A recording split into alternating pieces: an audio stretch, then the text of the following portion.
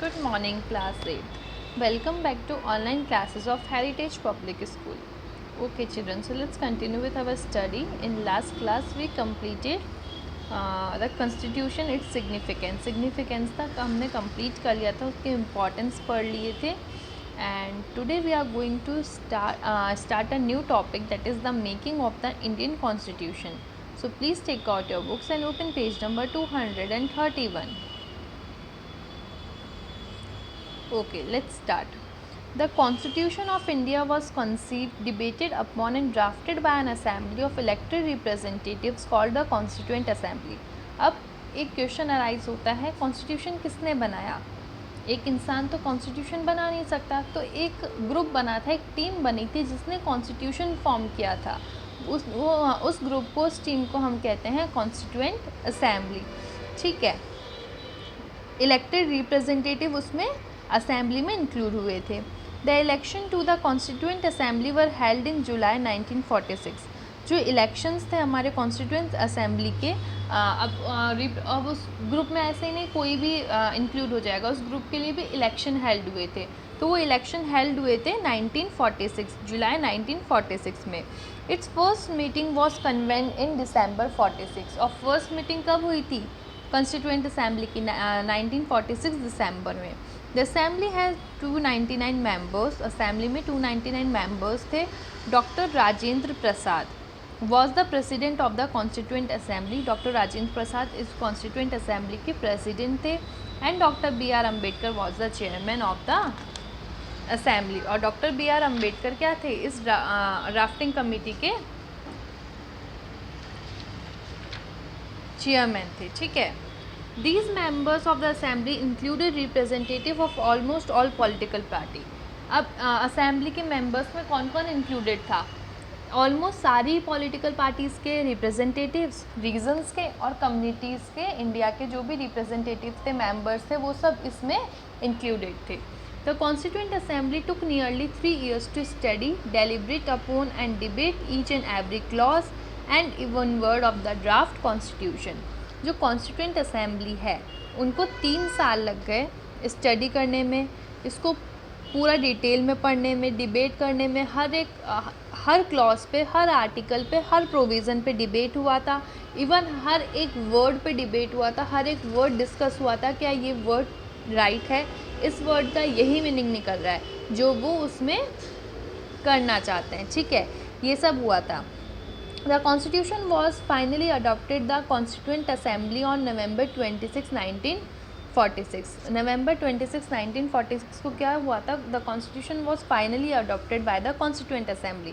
जो फाइनली जो हमारा कॉन्स्टिट्यूशन बना था वो फाइनली अडॉप्ट कर लिया गया था. वो फाइनली जितने भी कॉन्स्टिट्यूएंट असेंबली के मेंबर्स थे उन्होंने कहा था कि हाँ, हम इस कॉन्स्टिट्यूशन से एग्री हैं.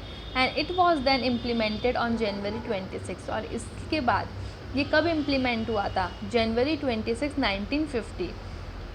This date was chosen for a special reason. अब अपन बोलेंगे यही डेट क्यों चूज़ करी गई, इसका भी एक स्पेशल रीज़न है. वो क्या है? In the year 1929 Congress has adopted the resolution defining it's goals of attaining पूर्ण स्वराज. कांग्रेस ने एक रिजोल्यूशन अडॉप्ट किया था. वो रिजोल्यूशन क्या था? कि हम पूर्ण स्वराज को अटेन करेंगे.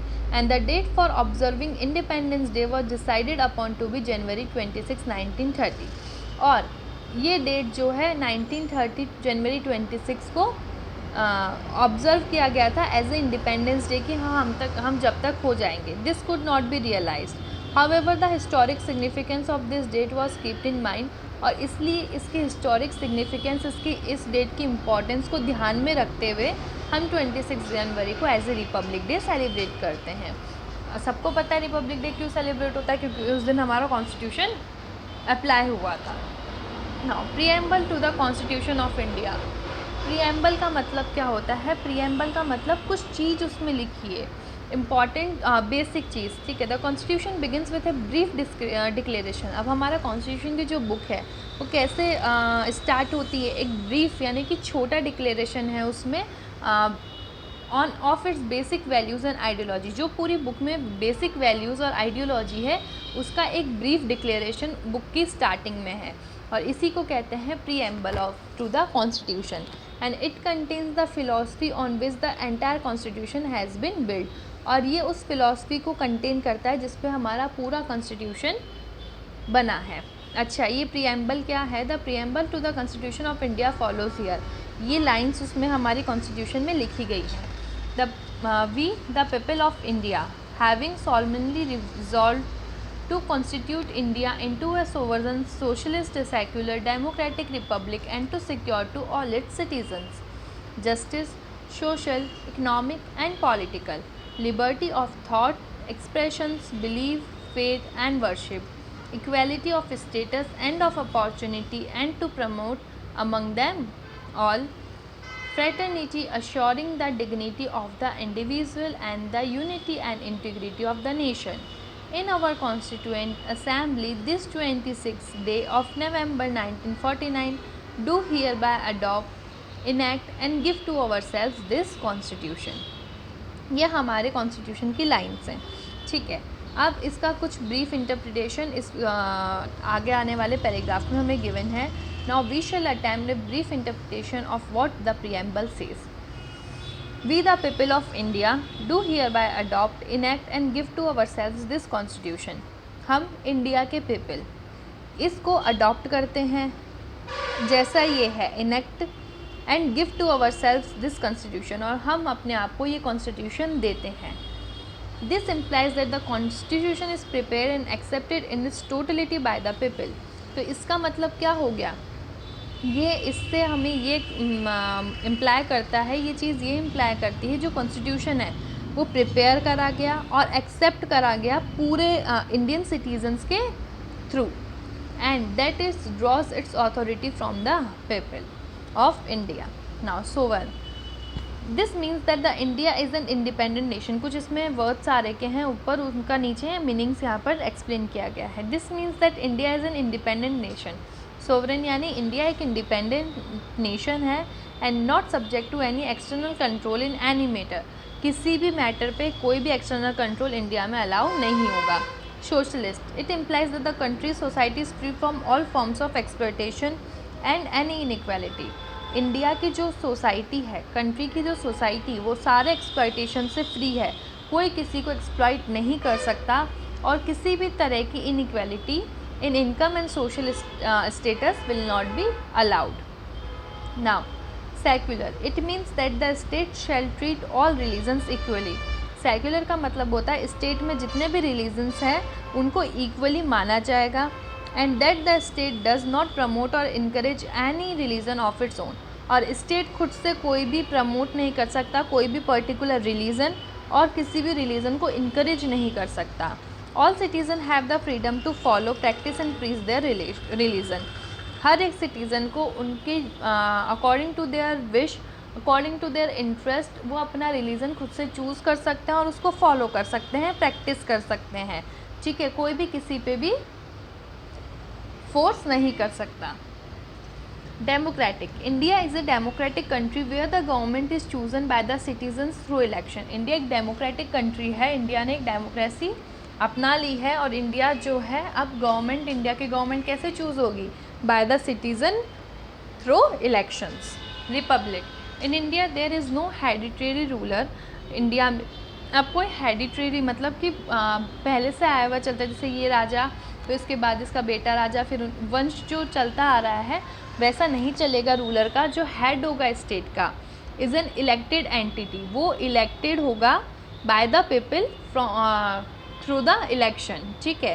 Who holds the post for a fix term, और वो भी सिर्फ फिक्स टर्म यानी कि 5 ईयर्स के लिए पोस्ट को होल्ड करेगा, and he is called the president. Justice, every citizen is equal before the law.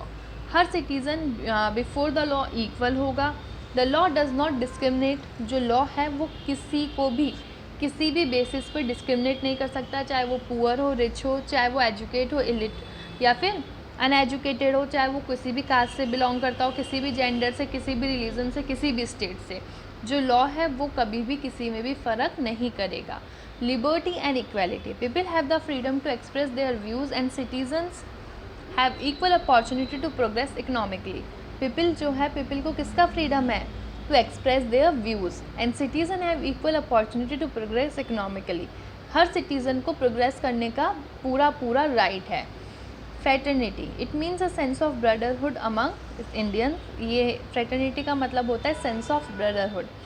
It gives unity and strength to the nation. ये नेशन को क्या प्रोवाइड करेगा? Strength and unity. कुछ सैलेंट फीचर्स हैं हमारे कॉन्स्टिट्यूशन के, वो हम अब पढ़ने जा रहे हैं. फर्स्ट है federalism. This arrangement implies the existence of more than one level of government in the country. हमारे कंट्री में 2 या 3 लेवल पे गवर्नमेंट है हमारे कंट्री में, central, state and local self government. ठीक है. तो फेडरलिज्म का मतलब होता है existence of more than one level of government. एक लेवल से ज़्यादा गवर्नमेंट का एग्जिस्टेंस है कंट्री में, one at the centre and other at the state. इसमें अपन को लोकल सेल्फ गवर्नमेंट नहीं डिफाइन कर रखा, लेकिन एक सेंटर पे एक स्टेट पे ये हम सब जानते हैं. Central government takes decision and make laws on subject concerning the entire issue. जो सेंट्रल गवर्नमेंट है वो किससे रिलेटेड डिसीज़न लेती है, किससे रिलेटेड लॉज बनाती है? पूरे नेशन के लिए लॉज बनाती है, पूरे नेशन से रिलेटेड वो डिसीज़न लेती है. That is foreign relations. कुछ ऐसे टॉपिक्स होते हैं जो पूरे नेशन से रिलेटेड होते हैं, जिसको फॉरेन रिलेशन वो हमारे पीएम जैसे कि हमारे नरेंद्र मोदी जी करते हैं. कोई भी फॉरेन ट्रिप करना होता है वो हमारे गहलोत जी तो करते नहीं है, पीएम नरेंद्र मोदी करते हैं. तो फॉरेन रिलेशन, डिफेंस मैटर, जितना भी डिफेंस से रिलेटेड है, अभी चाइना जैसे हमारी कोल्ड वॉर चल रही है, चाइना से वॉर की सिचुएशन है, तो इन सब को भी कौन संभाल रहे हैं? नरेंद्र मोदी जी. करेंसी से रिलेटेड इशू जैसे कि नोटबंदी वगैरह हुई थी वो भी इन्होंने की थी. कम्युनिकेशंस, रेलवेज, जितना भी ये जो एंटायर नेशन का टॉपिक है या एंटायर नेशन से रिलेटेड जितने भी डिसीजंस है ये कौन लेते हैं? Central government. The state government deal with the needs and problem of the respective states.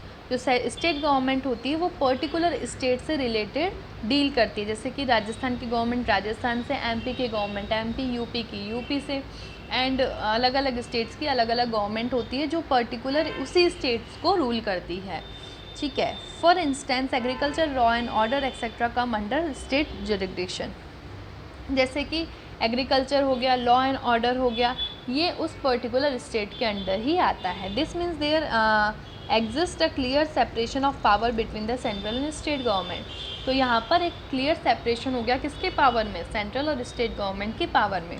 Our constitution contains 3 list of subject. हमारे कॉन्स्टिट्यूशन में 3 लिस्ट ऑफ सब्जेक्ट कंटेन है. Union list on which the central government make laws, state list on which the state government make laws, and the concurrent list on which both the union and central government share the power to make laws.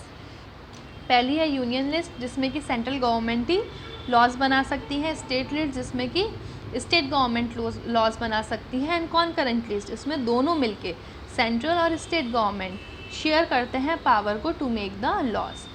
The state in the union of India derive their power from their constitution. जो state है, the states in the union of India derive their power from the constitution. The constitution also provides that in case of conflict और emergency the affairs of state can be controlled by centre. और constitution एक ऐसा भी provision provide करता है हमें कि कोई भी कॉन्फ्लिक्ट के केस में या इमरजेंसी के केस में जो अफेयर है किसी भी स्टेट की, जो सिचुएशन है या डिसीज़न है, वो कौन ले सकते हैं? Central, keeping in mind the national interest, लेकिन नेशनल इंटरेस्ट को माइंड में रखते हुए. Okay, so children we will continue this chapter tomorrow. Today you have to read the chapter. Okay children, so we will meet in the next class.